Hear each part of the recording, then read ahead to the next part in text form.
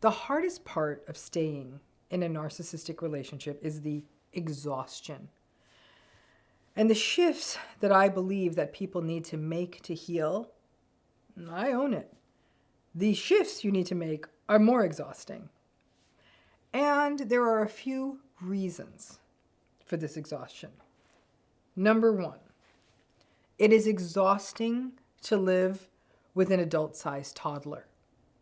The only reason any of us who have kids or nieces and nephews but anyone who has survived in a child's toddlerhood, it's because toddlerhood is time limited.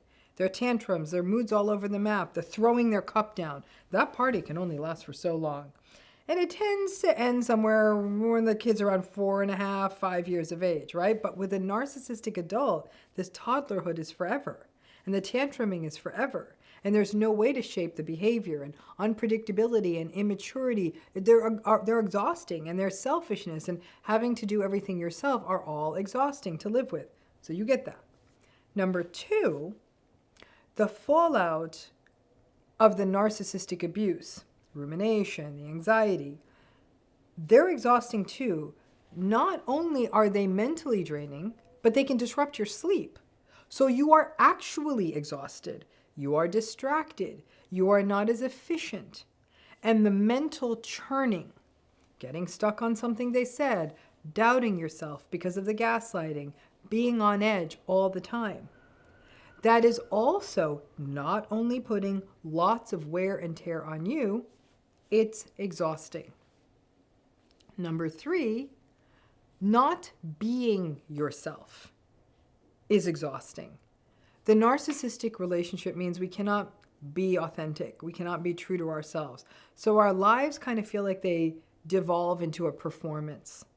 Holding back on what we know is the right thing to do, or have the intuition regarding the right thing to do. We have to hold back on that, or not speaking our truth, or plastering a smile on our face to keep the trains running on time, or putting on a big show of pretend to the world to just keep life going.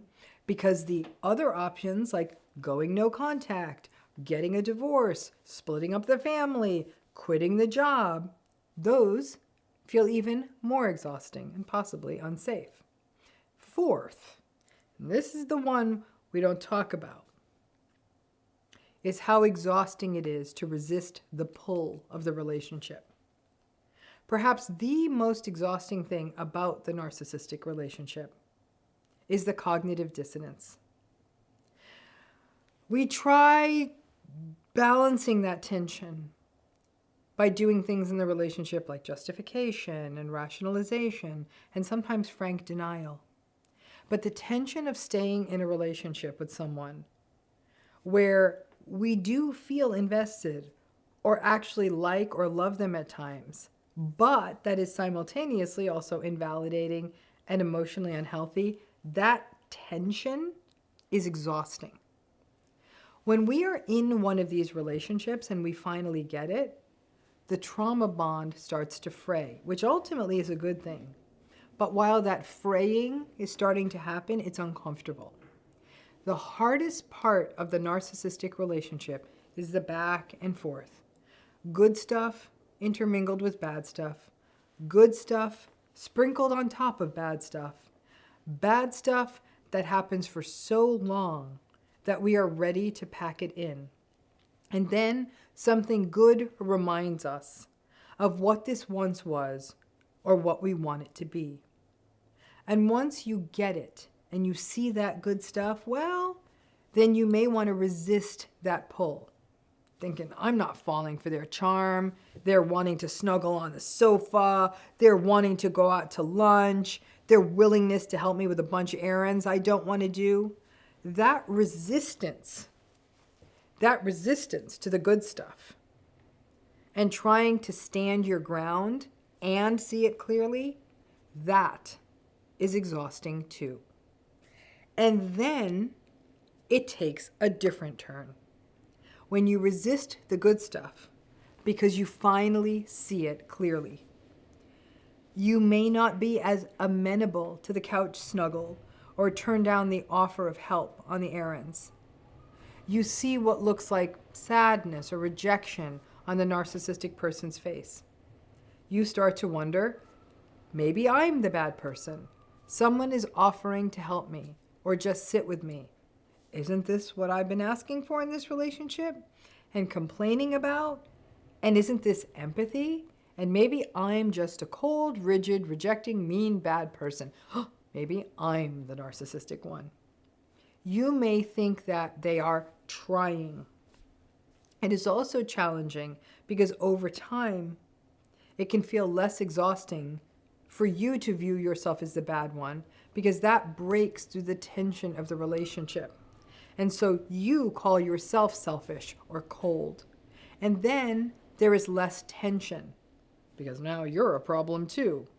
However, living in an identity that is not who you are, for example, calling yourself bad, is its own form of exhaustion. And so you may say, come on now, someone's being nice to me. It's what I wanted, so I'm going to go with it. You go with it. You do snuggle with them on the couch. You go to the store, you run the errands. It feels normal. And before long, maybe even during the snuggling on the couch or the errands or the lunch out, it starts again. The little digs, the gaslight, the invalidation, the selfishness. You say one thing and it's jumped on. Maybe it doesn't happen right away. Maybe it happens the next day. And sadly, many people won't say, it's a pattern. It's not me. Instead, you will say, of course, I am so stupid. I knew it and I fell for it. I am a walking sucker. And that nice moment may also be turned around on you. If you do fall into an argument with them, you will face the pushback of, oh my God, you're so selfish. I even took you on those errands. Taking that good moment from them can be risky. It's like agreeing to one of those free hotel stays you get, but then you have to do all the timeshare presentation. Not worth it. So you can't really win.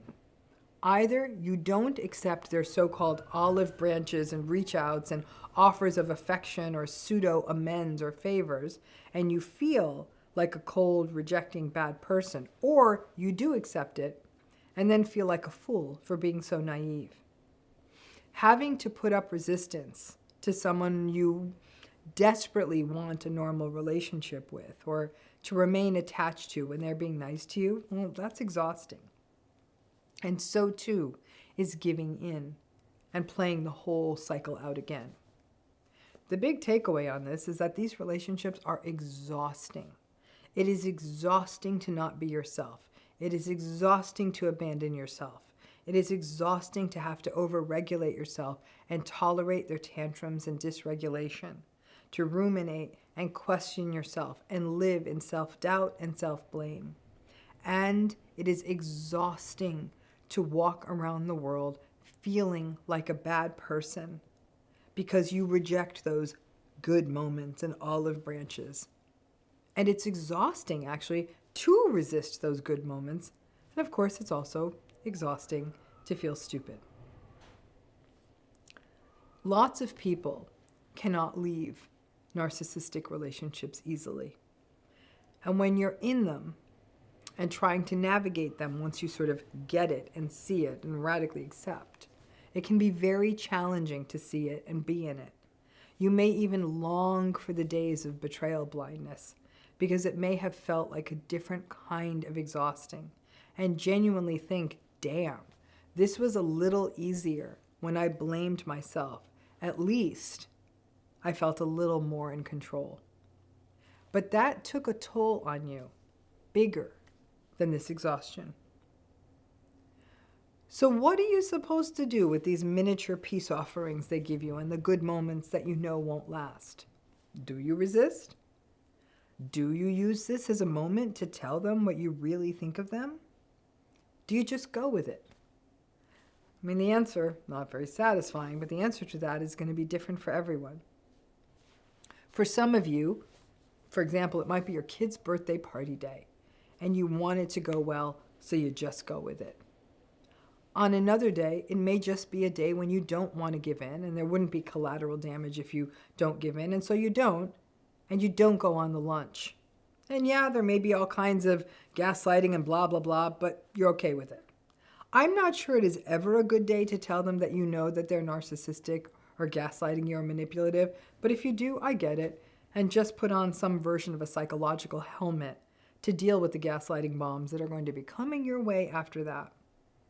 And maybe the exhaustion comes from the frequent reminders of what this really is, and that the hope never really dies as long as you are in it, or at least the reminder that this is what it is, and it is not good and healthy, and the wish that it was something else. And all of this means that whatever it looks like, do the things that help you care for yourself, and have people in your life, even just a few, that are healthy and that do fully see you. It still sucks to have to navigate these situations.